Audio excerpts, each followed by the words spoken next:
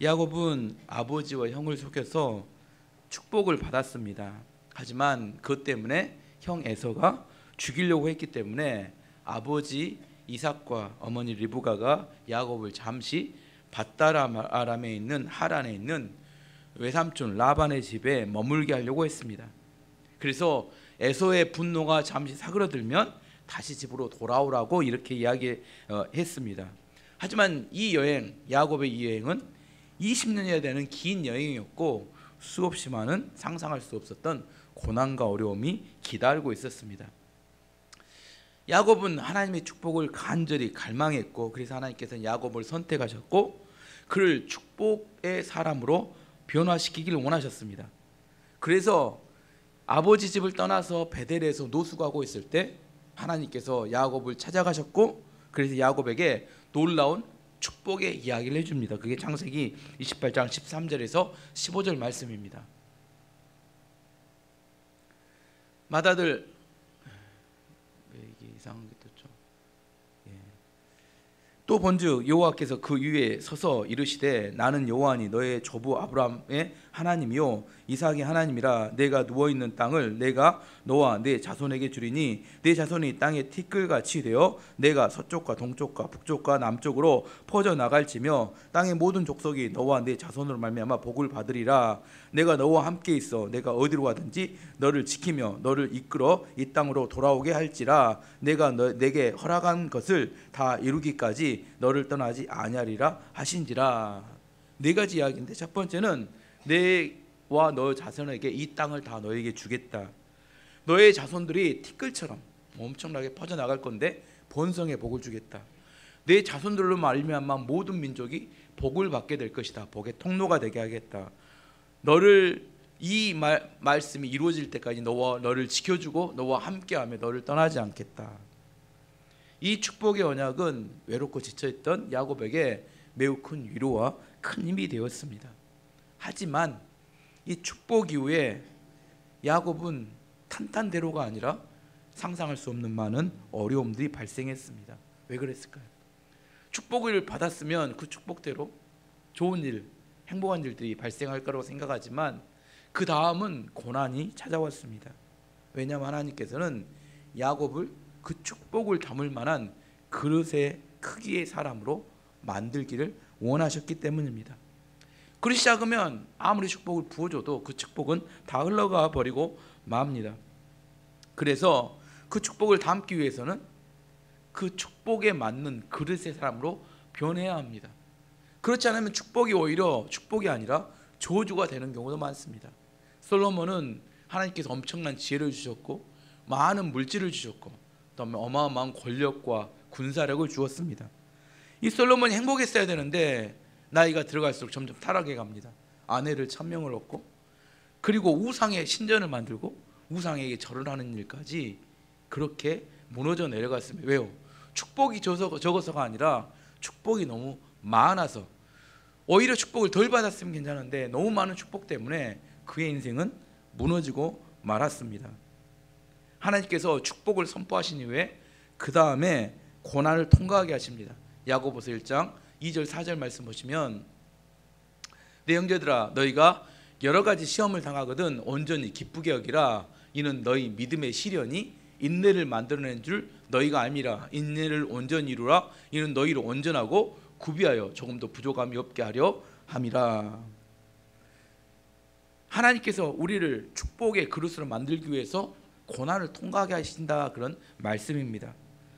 하나님, 저는 축복을 원하지만 훈련을 싫습니다. 이렇게 이야기하시는 분도 있을 수 있지만 그럴 수는 없습니다. 학생이 이렇게 이야기하는 것과 똑같습니다. 선생님, 저는 좋은 성적을 원합니다. 하지만 공부는 싫습니다. 방법은 있어요. 어떻게 하면 돼요? 컨닝하면 됩니다. 사기꾼이 되면 돼요. 도둑질을 하면 됩니다. 하지만 좋은 성적을 원하지만 공부하기 싫다 이야기는 축복을 원하지만 하는 훈련을 싫습니다. 이렇게 이야기하는 것과 동일하다는 겁니다. 자기 실력이 아니면 언제 무너져도 이상하지 않습니다. 우리 하나님의 축복을 갈망한다면 그 축복에 합당한 훈련이 우리에게 주어집니다. 하나님께서 우리에게 뭘 원하시는지 우리가 정확히 아는 게 필요합니다.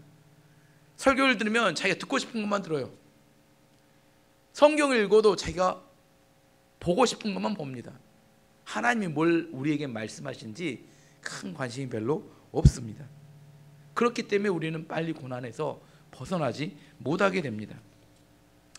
베델에서 하나님의 약속의 말씀을 듣고 또 엄청 고무가 됐던 야곱이 고생 끝에 밧다람으로 찾아갔습니다. 1절 말씀 보시면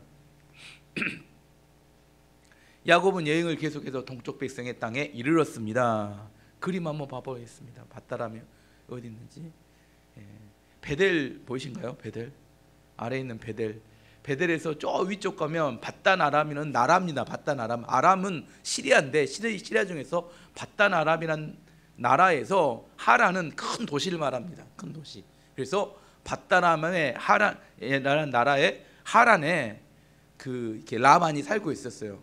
저 부엘세바는 이삭이 있는 곳이었습니다. 이삭이 사는 곳이 부엘세바였고 베델을 거쳐서 저 하란까지 이동해 가게 된 겁니다. 됐습니다.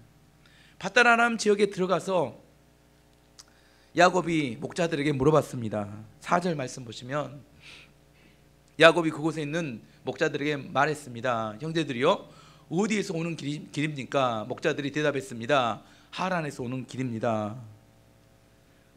너무 좋았어요. 밧단 아람이 큰 나라에서 하란에서 온 사람들을 만나게 되면 이제 다 근처에 왔다는 이야기잖아요.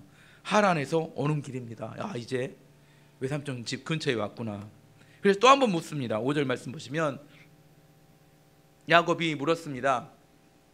나홀의 손자 라반을 아십니까? 그들이 대답했습니다. 예, 그분을 압니다. 이게 얼마나 엄청난 이야기냐면 광주에 누가 왔어요. 혹시 조민규를 아십니까? 이렇게 물어보면 똑같아요. 어떻게 알아요? 이렇게 큰 도시에서 제 이름을 어떻게 알아요? 근데 그 도시에 하란이라는 곳에 왔다니까 혹시 나홀의 손자 이렇게 라반을 아십니까? 이게 안다는 거야. 이게 깜짝 놀랄 일입니다. 한번 이게 족보를 한번 봐보시면 데이라라는 큰 할아버지가 있었어요. 데이라에게는 3명의 아들이 있었습니다. 아브라함 첫 번째, 두 번째가 나홀, 세 번째 하란입니다. 하란은 일찍 죽는데 하란의 아들 중에 롯이 있었어요. 아브라함이 데리고 간 롯이 하란의 아들이었습니다. 아브라함은 사라와 결혼해서 이삭을 낳았습니다. 이삭은 야곱과 에서를 낳는 야곱이 낳았고, 나홀은 부두엘을 낳았고 부두엘은 리브가와 라반을 낳습니다. 그래서 이삭과 리브가 사이에 야곱이 나고 라반이 이렇게 레아와 라헬을 낳게 됩니다. 그리고 야곱과 레아와 라헬에서 12지파가 나게 됩니다. 이게 가까운 친인척 관계였습니다. 어쨌든 라반을 아십니까? 했더니 라반을 안다는 거예요. 어떻게 이런 일이 있을 수 있을까? 우연일까요? 하나님의 인도하심일까요? 예, 하나님 믿는 성도들에게 우연은 없습니다. 하나님의 섭리와 하나님의 인도하심입니다. 여러분이 민족과 일반교회 다니며 예배를 드리는 것도 우연일까요? 하나님의 인도하심일까요? 하나님의 인도하심입니다. 야곱은 이제 너무 기분이 좋았어요. 왜? 거의 이제 왔다. 뭘까지 찾았으니까. 예, 이제 라반을 아는 사람까지 찾았으니까. 그래서 다시 한번 질문합니다. 6절 말씀 보시면 야곱이 또 물었습니다. 그분은 안녕하십니까? 라반에 대해서 물어보는 건 왜요? 알긴 아는데 이미 죽어버렸거나 망해버렸으면 아무 의미 없잖아요. 안녕하십니까? 살아계십니까? 물어봤더니 그들이 대답했습니다. 예, 안녕하십니다. 저기 그분의 딸인 라헬이 양떼를 몰고 오고 있군요. 이제 엄청난 일이 발생했습니다. 라헬이 진짜 그 딸이 양떼를 몰고 그쪽으로 오고 있다는 겁니다. 800km나 떨어진 긴 여행을 했고 마지막 다행스럽게 드디어 친척 집에 이제 도착할 수 있다는 사실을 알게 되었습니다. 라헬이 양떼를 몰고 오자 너무나 마음이 감동이 됐던 것 같아요. 10절 11절 말씀 보시면 야곱이 라반의 딸 라헬과 자기 외삼촌 라반의 양떼를 보고 우물가로 가서 돌을 굴려낸 다음 외삼촌 라반의 양떼에게 물을 먹였습니다. 그리고 나서 야곱은 라헬에게 입을 맞추고 큰 소리로 울었습니다. 3가지를 했어요. 자기를 소개도 하지도 않아요. 가서 라헬이 데리고 온 외삼촌의 양떼에 물을 먹였습니다. 그리고 갑자기 여자한테 가서 라헬이 가서 입맞춤을 했어요. 그리고 또 붙잡고 막 엉엉 웁니다. 자기를 소개하지도 않고. 왜 그랬을까요? 두 가지 이유가 있습니다. 첫 번째, 그동안 여행이 너무 힘들었던 거예요. 너무 힘들어서 이제 마음이 느슨해지면서 안도감이 들면서 막 눈물이 터져 나온 겁니다. 두 번째는 라헬이 너무 예뻐서 마음이 감동이 돼서 말은 안 하지만 이 두 가지 이유 때문에 막 자꾸 엉엉 울었습니다. 엉엉 울고 난 다음에 라헬에게 자기를 소개합니다. 당신의 아버지 라반의 여동생, 나의 어머니 리브가의 아들 야곱입니다. 이렇게 소개했습니다. 그래서 라헬은 그 이야기를 듣고 신속히 자기 아버지 라반에게 달려가서 내가 이런 일을 한 야곱이라는 사람을 만났습니다. 그렇게 이야기했어요. 그때 라반이 야곱의 이야기를 듣더니 불이 나게 달려왔습니다. 라반이 달려온 이유는 무엇일까요? 왜 달려왔을까? 예전 여동생 리브가를 데려갔던 엘리에셀이 왔을 때 많은 선물을 주었습니다. 그걸 기억하고 있었습니다. 뭐라고 알고 있냐면 아브라함의 집안은 재벌 집안이다, 이걸 알고 있었어요. 근데 또 그의 아들이 왔으니 또 얼마나 많은 선물을 가져왔을까. 라반은 이게 매우 민감한 사람이었습니다. 라반은 야곱을 자기 집으로 데려갔고 또 그동안 있었던 이야기를 쭉 들었어요. 근데 결론이 뭐였어요? 재벌집 막내 아들이 아니라 알거지가 왔습니다. 뭐 여기까지 이야기는 중요한 건 뭐예요? 하나님께서 우여곡절이 있었지만 라반의 집으로 하나님이 순적하게 인도하셨다는 겁니다. 그에게 정말 중요한 순간에, 정말 결정적인 순간에는 하나님이 꼭 개입을 하십니다. 정말 뭐 이렇게 뭐 한양에서 김서방 찾기와 똑같은 그런 일을 아무것도 없던 야곱이 거기 가서 라반의 집을 쉽게 찾을 수 있도록 하나님이 인도하셨습니다. 그렇게 해서 야곱이 라반의 집에서 한 달을 지냈어요. 야곱은 아버지였던 이삭의 집에 있을 때 엄마 뒷공무니만 쫓아다니던 철부지가 아니었습니다. 라반의 집에서는 어느 하인들보다 더 열심히 일을 했던 것 같아요. 왜 열심히 일했을까요? 왜 열심히 일했어요? 거기 누가 있었어요? 라헬이 있었다니까요. 라헬이. 지금 말을 하지 않지만 마음은 지금 항상 심장이 쿵쿵쿵쿵 뛰고 있습니다. 일반적으로 친척이 집에 오면 반갑다고 합니다. 친척의 이야기를 들으면 더 반갑대요. 근데 친척이 집으로 돌아가면 더 반갑다고 합니다. 오랫동안 친척이 집에 와서 빈둥빈둥 놀고 있으면 짐이 되기 때문입니다. 잘 이해해야 합니다. 친척이든 아는 사람이든 믿는 사람이든 간에 남에게 짐이 되는 존재가 되면 안 됩니다. 어디 가든지 환영받는 존재가 되기 위해서는 반드시 그 공동체에 기여하는 사람이 되어야 합니다. 직장도 마찬가지입니다. 직장에서 월급을 축내는 사람이 되면 안 됩니다. 반드시 꼭 필요한 존재가 되는 게 매우 중요합니다. 야곱은 한 달 동안 매우 성실하고 매우 열심히 일을 했기 때문에 라반이 생각할 때 쟤는 빈털털이지만 제 노동력, 제가 일하는 것은 참 마음에 든다고 생각했던 것 같아요. 그래서 야곱을 불러서 이야기합니다. 15절 말씀 보시면 오늘 라반이 야곱에게 말했습니다. 너는 내 친척이긴 하지만 그렇다고 해서 품삯도 주지 않고 너에게 일을 시킬 수는 없는 일이다. 내가 너에게 무엇을 해주면 좋겠느냐. 이 이야기는 무슨 말이냐면, 돌려서 이야기하면 내와 계속 같이 일을 했으면 좋겠다. 앞으로 품삯을 정해서 계속 일을 해주면 좋을 것 같다. 이렇게 이야기한 겁니다. 그랬더니 야곱이 그 마음속에 한 달 동안 있으며 품었던 마음을 이야기합니다. 18절 말씀 보시면 야곱은 라헬을 사랑했습니다. 그래서 야곱이 라반에게 말했습니다. 삼촌의 작은 딸 라헬과 결혼하게 해주십시오. 그렇게 해주시면 삼촌을 위해 7년 동안 일해 드리겠습니다. 품삯 대신 뭘 해달라고요? 라헬과 결혼하게 해주십시오. 그러면 7년 동안 품삯 없이 일을 하도록 하겠습니다. 이것 사실 엄청나고 파격적인 제안이었습니다. 왜 이게 엄청나고 파격적인 제안이에요? 야곱의 아버지 이삭은 재벌이었다니까요. 엄청 큰 부자였어요. 제가 생각해 볼 때 어떻게 하면 제일 쉬워요? 아버지 이삭에게 가서 결혼할 여자를 찾았습니다. 왜 이게 좋은 이야기냐면 아버지 이삭이 야곱을 떠나보낼 때 가나안 여자 말고 라반의 딸들 중에 결혼해야 된다 분명히 이야기했어요. 이거 아버지의 뜻이었습니다. 아버지에게 갔다면 아버지가 많은 돈을 줘서 결혼을 시켜 주었을 거라고 생각합니다. 그런데 야곱은 뭐 하고 싶었어요? 자기 방법으로 또 어떻게든 또 해보려고 노력을 했습니다. 또 7년이라는 기간을 정할 필요도 없었어요. 유력한 집안의 친척이었기 때문에 뭐 이렇게 딸을 주시면 열심히 일하겠습니다, 이 정도만 해도 뭐 오랜 기간 동안 일을 하지 않아도 되는데, 자기 마음속에 너무 뭘 사랑하니까, 라헬을 너무 사랑하니까 당장 결혼하고 싶은 마음에 라헬을 주시면 7년 동안 제가 최선을 다해서 일하겠다 이렇게 이야기합니다.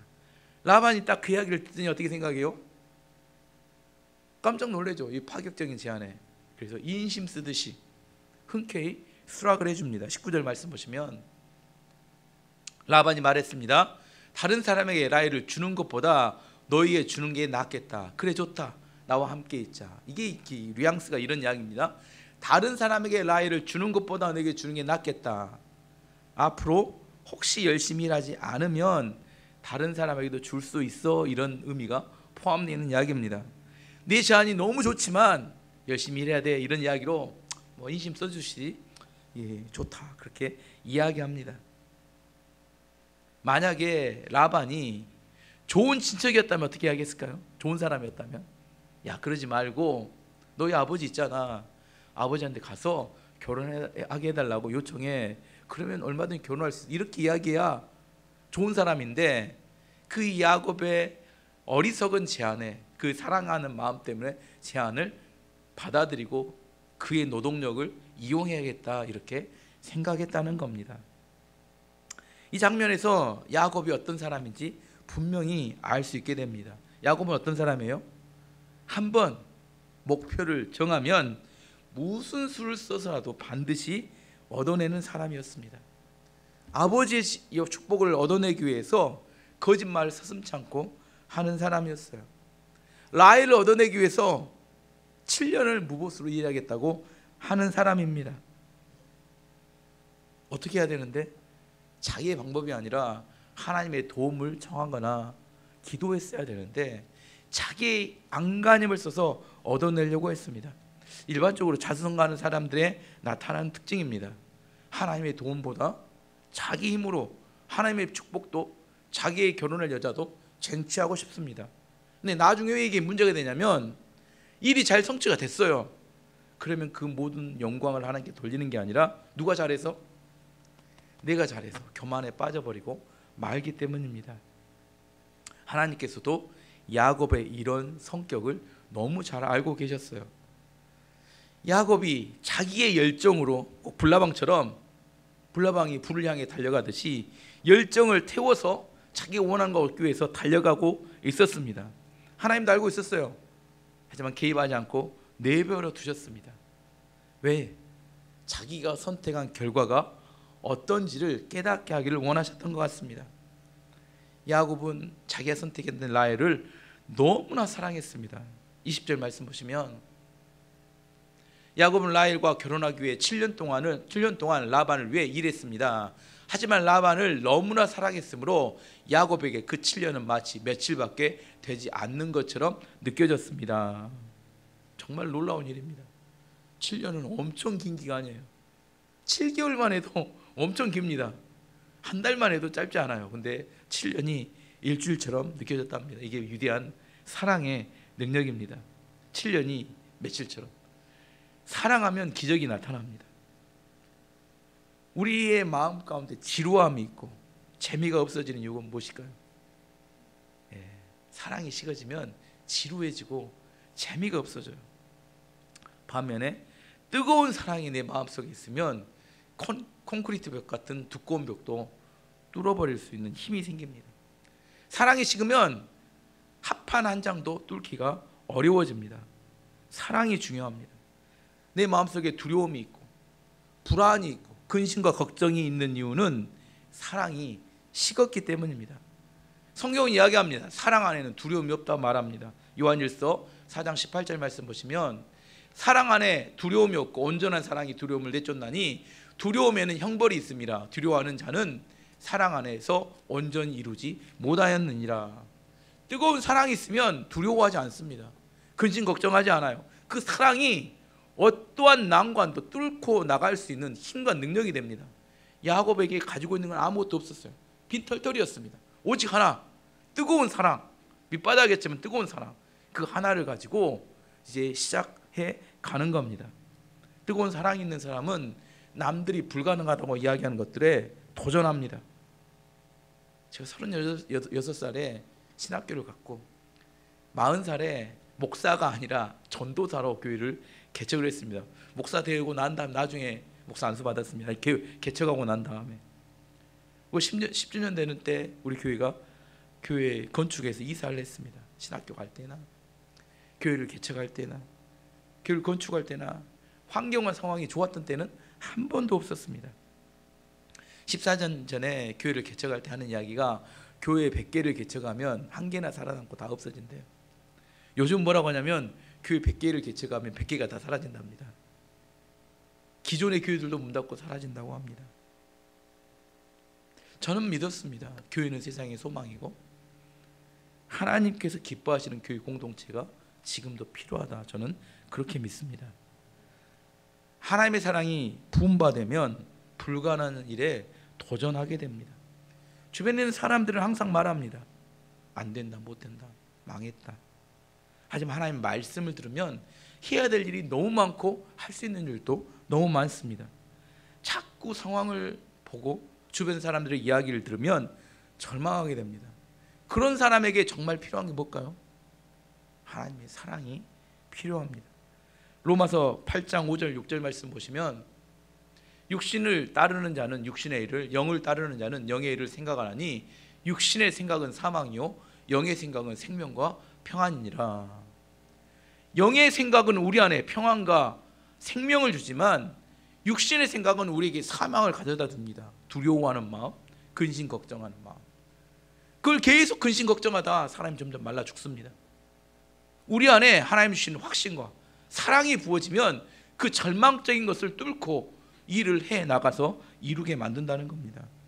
오늘도 하나님께서 주시는 뜨거운 사랑이 여러분 마음 가운데 부음받아서 야곱처럼 뜨거운 열정을 가지고 어떤 난관도 이겨나가는 믿음의 성도님들이 되시기를 기도합니다.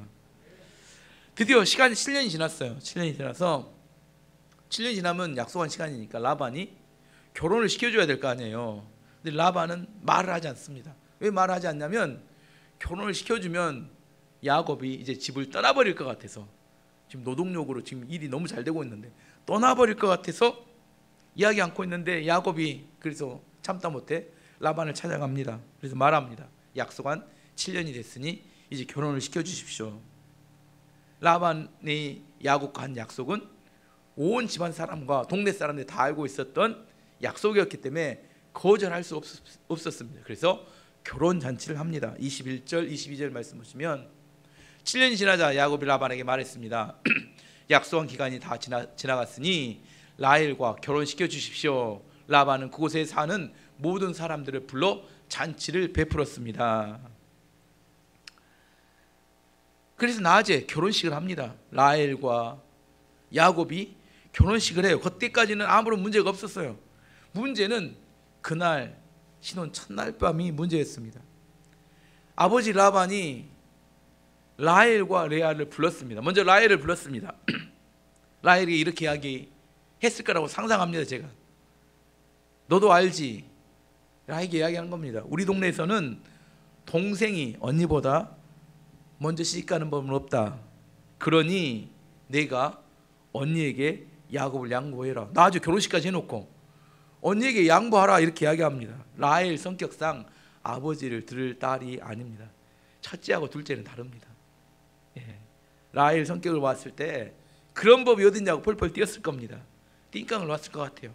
그래서 어떻게 했을까요? 라반이 하인들 시켜서 방에 가두어라. 묶어서 방에 가두어뒀을 것 같아요. 그리고 레아를 불렀습니다. 레아를 불러서 레아에게 이야기합니다. 레아야, 너도 내 얼굴을 알지? 나는 너도 야곱을 좋아하고 있다는 것을 알고 있단다. 오늘 첫날 밤에 야곱의 이렇게 천막에 라헬 대신해서 내가 들어가라. 레아가 어쩌면 아버지에게 이렇게 말했을 겁니다. 아버지, 그러다 걸리면 저는 어떻게 되나요? 라반 라헬에게 그렇기 때문에 걸리지 않도록 우리가 조치를 취해야 된다. 첫 번째, 라헬의 옷을 준비해 갖고 와라. 냄새를 속여야 된다. 두 번째, 라헬처럼 분장을 해야 된다. 세 번째, 밤새도록 말을 하면 안 된다. 말소리 듣고 걸릴 수 있으니까 말을 하면 안 된다. 그럴 줄 알고 내가 낮에 결혼식 때 야곱에게 포도주를 몽땅 먹게 했다. 아마 인사불성돼서 알아보기 어려울 것이다. 야곱은 7년 동안 라헬만을 바라보고 사랑했지만 레아도 야곱을 좋아했던 것 같아요. 그래서 아버지가 함께 야곱을 속이자고 이야기했을 때 안 돼요.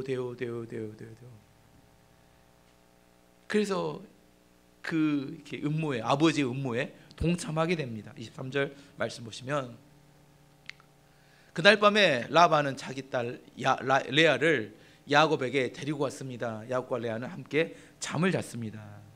계획대로 레아와 야곱은 첫날 밤을 보내게 되었고, 다음 날 잠에서 깨어난 야곱은 화들짝 놀랐습니다. 옆에 누워있는 여자가 누구예요? 라헬이 아니라 레아였어요. 아마도 야곱은 레아에게 노발대발 화를 내면서 물어봤을 겁니다. 왜 말을 하지 않았느냐? 내가 레아라고 왜 말을 하지 않았느냐? 두 번째, 누가 시켰냐? 아니었을까요? 막 노발대발하면서 누가 시켰냐? 레아는 아버지가 시켰고 아버지의 말에 순종했을 뿐이다, 이렇게 이야기했을 것 같아요. 그래서 야곱은 화가 나서 누구에게 쫓아가요?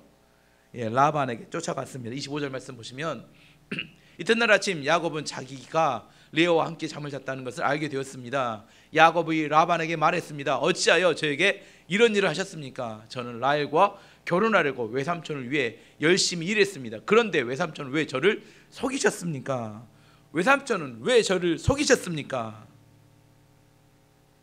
그러자 라반은 천연덕스럽게 이렇게 이야기합니다. 26절 말씀 보시면 라반은 말했습니다. 우리 지방에서는 큰 딸보다 작은 딸을 먼저 시집 보낸 법이 없네. 미안한 기색이 전혀 없어요. 우리 지방에서는 작은 딸을 큰 딸보다 먼저 시집 보낸 법이 없다. 그럴 수는 없다. 법도가 그렇다. 그럼 어떻게 했어야 돼요? 진작 이야기를 했어야지. 이제 와서 그 법도가 없다고 이렇게 이야기하면 나중에 결혼식 할 때 그때라도 이야기했어야지.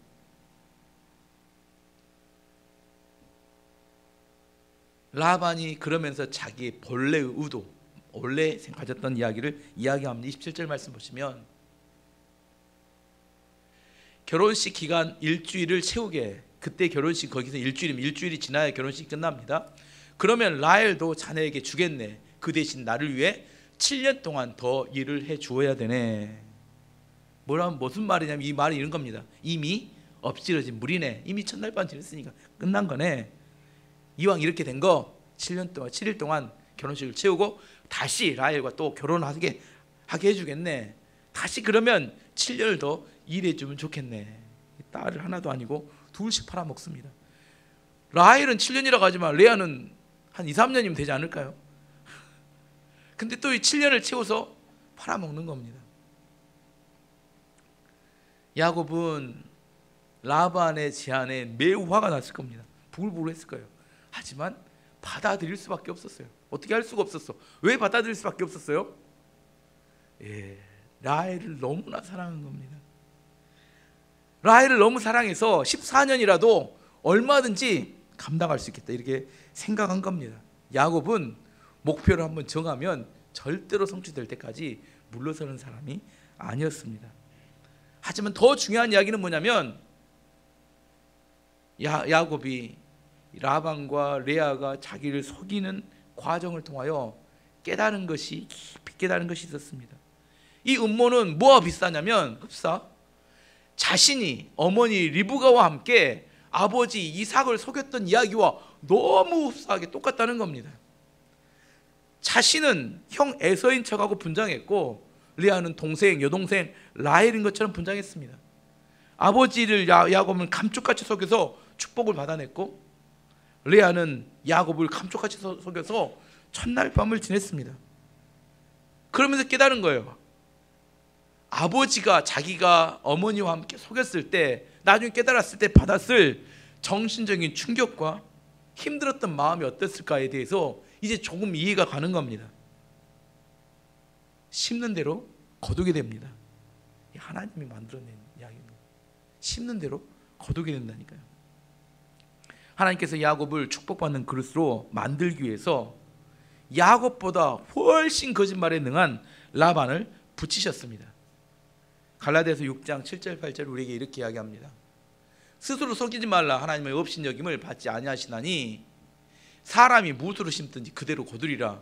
자기의 육체를 위하여 심는 자는 육체로부터 썩어질 것을 거두고 성령을 위하여 심는 자는 성령으로부터 영생을 거두리라. 나름대로 머리가 똑똑하다고 생각하는 사람들이 하나님도 속일 수 있고 사람도 속일 수 있다고 생각합니다. 자기가 잔머리를 쓰면 사람들도 마음대로 조종해서 이익을 취하고 손해는 보지 않을 수 있다고 생각합니다.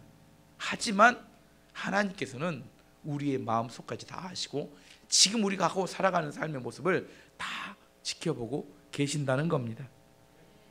스스로 자기 꾀에 빠질 때까지 지켜보고 계세요. 기다리십니다. 자신의 악함을 정확히 볼 수 있도록 사람을 붙이십니다. 하나님께서 라반을 야곱 옆에 몇 년 동안 붙여놓으셨어요? 아니요, 20년 동안, 나중에 20년 동안 붙여두십니다. 우리에게 생각이 이런 사람이 있어요. 정말 저 사람 없으면 좋을 것 같은데 그 사람이 내 인생에 딱 껌딱지처럼 붙어가지고 정말 내 인생을 힘들고 절망 가운데 이끌고 가는 사람이 있어요. 근데 그 모습이 누구의 모습이에요? 내 모습이다니까요. 잘 생각해 보세요. 그게 내 모습이다니까요. 주로 그런 사람은 어떤 사람들이에요? 우리와 가장 가까이 있는 사람들입니다. 배우자, 아니면 자녀들, 아니면 가족들, 아니면 직장 상사나 직장 동료들 중에 반드시 그런 역할을 하는 사람들이 있어요. 심지어 교회 성도들조차 그런 사람들이 있습니다. 그러면 언제 그 사람들 우리 삶에서 떨어져 나가게 될까요? 언제 떨어질까요? 그런 사람들이 언제 떨어져요? 누가 붙여놨어요? 그거 지금 누가 붙여놨어요? 그거 보고 싶지만 하나님 붙여놨다니까요. 언제 떨어지느냐? 훈련이 충분히 되면. 아무리 떨치려고 해도 안 떨어져요. 껌딱지처럼 딱 붙어서. 훈련이 끝나야 떨어져 나갑니다. 왜 하나님께 그 사람을 우리 안에 붙여놓으셨어요? 내 모습이 어떤 모습인지를 정확히 보도록 하기 위해서, 그리고 내 모습을 인정하고 회개하여서 하나님께 나오도록 하기 위해서. 하나님께서 우리가 충분히 회개하고 하나님께 정말 우리가 변화되면 그냥 저절로 사라집니다. 있으라기도 안 있어요. 마가복음 7장 12절 말씀 보시면 잘못됐네요. 마태복음 7장 12절이었네요. 그러므로 무엇이든지 남에게 대접을 받고자 하는 대로 너희도 남을 대접하라. 이것이 율법이요 선지자니라. 이걸 황금률이라고 합니다. 우리가 누구에게 대접을 받고 싶은 마음이 있어요. 어떤 대접을 받고 싶은 마음이 있어요. 그러면 그 대접을 받으려면 어떻게 해야 된다고요? 어떻게 해야 돼요? 우리가 먼저 그 사람을 그렇게 대접해 주라, 이렇게 성경은 이야기하고 있습니다. 나는 대충 하면서 사람들이 나에게 어떻게 해주기만을 원해요? 잘 대접해 주기만을 원합니다. 내가 환영받고 내가 좋은 대접을 받는 비결은 뭐냐면 좋은 옷 입고 나를 아름답게 꾸민다고 그렇게 되는 거 아닙니다. 어떻게 해요? 내가 그 사람을 잘 대접해주고 환영해주면 그 사람이 나를 환영해주고 좋은 대접 해주게 됩니다. 하나님께서도 마찬가지입니다. 사무엘상 2장 30절 말씀 보시면 그러므로 이스라엘 하나님 나 여호와가 말하노라. 내가 전에 내 집과, 이것은 엘리 대제사장이 이야기하는 내 집과 내 조상의 집이 내 앞에 영화되라 하였으나 이제 나 여호와가 말하노니 결단코 그렇지 아니하리라. 나를 존중히 여기는 자를 내가 존중히 여기고 나를 멸시하는 자를 내가 경멸하리라. 엘리 대제사장에게는 두 명의 망나니 아들이 있었습니다. 홈리와 빈나스. 이 얼마나 망나니 짓을 하냐면 하나님께 제사를 드리러 고기를 삶고 있는데 자기들이 먼저 먹겠다고 화인을 시켜서 가져가 버려요. 하나님께 드릴 제사를. 성전에서 일하는 여자들을 성폭행했습니다. 대제사장은 그 모든 것을 치러야 될 의무가 있는 사람인데 알고 있었어요. 그럼에도 불구하고 자기 두 아들을 책망하지 않고 내버려 뒀습니다. 하나님께서는 이런 일에 대해서 뭐라고 느끼시냐면 이것은 나를 무시하는 것이다, 나를 경멸하고 멸시하는 것이다, 이렇게 판단하셨습니다. 그래서 하나님이 말씀하시는 겁니다. 나를 존중히 여기는 자를 내가 존중히 여기고 나를 멸시하는 자를 내가 경멸하겠다. 하나님의 은혜를 받고 싶고 내가 하나님께 기도 응답을 받고 싶다면 하나님을 존중히 여길 줄 알아야 합니다. 예배를 우리 인생의 첫 번째로 두고 정말 간절한 마음으로 예배를 드릴 줄 알아야 합니다. 자기는 하나님께 마음대로 행동하면서 하나님께 나에게 은혜를 주시고 문제 해결해 주시기를 바란다고 해서 그게 그렇게 되지는 않는다고 성경은 이야기하는 겁니다. 우리 인생에 하나님이 첫 번째가 될 때, 최우선이 될 때 하나님께서 우리에게 한량하는 은혜를 부어주시는 겁니다. God first. 하나님이 첫 번째가 되어야 합니다. 하나님이 모든 것보다 최우선이 되어야 합니다. 남는 시간을 남으면 드리고 그렇지 않으면 드리지 않고, 헌신하고 봉사하는 데도 남는 힘으로 봉사하고, 돈이 남으면 헌금하고 그렇지 않으면 헌금하지 않고, 하나님이 이걸 기뻐하지 않습니다. 하나님은 우리 인생의 첫 번째가 된다고 고백할 때 하나님께 우리에게 은혜를 베푸시고 우리의 문제를 해결해 주십니다. 심는 대로 거둔다고 이야기하시는 겁니다. 야곱의 악한 거짓말과 그의 악한 의도, 자기 잔머리 쓰는 버릇을 고치기 위해서 하나님께서 20년 동안 라반을 그 옆에 붙여놓으십니다. 떨어지지 않아요. 계속 괴롭힙니다. 뒤에 나오겠지만 하나님의 훈련이 이 한 번으로 끝나는 게 아니라 계속해서 끊임없이 라반에게 속아 넘어갑니다. 도저히 야곱의 속임수로 야곱이 이기질 못합니다. 왜 그래요? 한 번의 사건으로 야곱이 고쳐지지 않기 때문입니다. 은혜 한번 받는다고 고쳐질 수 있으면 얼마나 좋겠어요. 부흥회 한번 갔다 와서 고쳐질 수 있다면 얼마나 좋겠습니까? 하지만 하나님께서는 우리의 심성을 아시기 때문에 우리의 체질을 바꾸기 위해서 그런 사람을 우리에게 붙여놓으시고 우리를 바꾸십니다. 오늘 말씀의 결론을 맺도록 하겠습니다. 하나님께서는 야곱을 축복하기를 원하셨습니다. 그래서 야곱을 축복하기 위해서 훈련을 시작하셨습니다. 야곱은 라반의 속임수에 절망했습니다. 왜? 믿을 사람이 세상에 아무도 없구나. 세상에 외삼촌과 사촌이 짜가지고 나를 속이다니. 사람에 대한 절망이 하나님에 대한 희망입니다. 여러분이 아직도 사람에 대해서 기대를 갖고 있다면 아직 훈련이 다 끝나지 않은 겁니다. 우리 인생에서 정말 신뢰하고 믿을 만한 분은 하나님 한 분뿐입니다. 여러분이 아직도 사람에 대해서 기대를 하고 있기 때문에 하나님께서는 그 사람들로 하여금 더 실망하도록 여러분을 내버려 두시는 겁니다. 사람은 믿을 만한 대상이 아니라 사랑할 만한 대상입니다. 하나님께서 야곱을 사랑하셨기 때문에 라반을 붙이셔서 자기의 모습을 볼 수 있도록 하신 겁니다. 고난과 어려움이 올 때 사람을 원망하지 마시기 바랍니다. 그 사람은 도구일 뿐이에요. 내가 고쳐지고 바뀌게 되면 그 사람은 저절로 사라지게 됩니다. 하나님이 그 과정을 통하여 누구를 바꾸기를 원하세요? 내 자신을 바꾸기를 원하십니다. 축복의 그릇을 만들기 원하십니다. 사람을 원망하지 마시고 그 일이 있을 때 하나님 앞에 와서 엎드려 기도해야 합니다. 하나님은 속일 수 있는 분이 아닙니다. 우리가 진심으로 함께 나오는지, 우리의 마음을 다하는 함께 나오는지 하나님 우리의 태도와 마음을 보고 계신다는 겁니다. 하나님께서 궁극에 원하시는 목적은 뭐냐면 야곱을 축복의 사람, 이 땅의 축복의 통로, 이 모든 민족에게 축복이 흘러가는 하나님의 믿음의 족보양으로 세우시기를 원하시기 때문에 지금 이런 어렵고 힘든 과정을 만들어 가시는 겁니다. 하나님 앞에 진실한 모습으로, 또 우리 안에 하나님이 첫 번째가 되는 모습으로 하나님께 나와서 하나님께 영광 돌리고 또 하나님 앞에 변화되어서 하나님의 놀라운 쓰임받는 하나님의 일꾼이 되는 축복이 여러분과 여러분 가정에 있기를 축원합니다.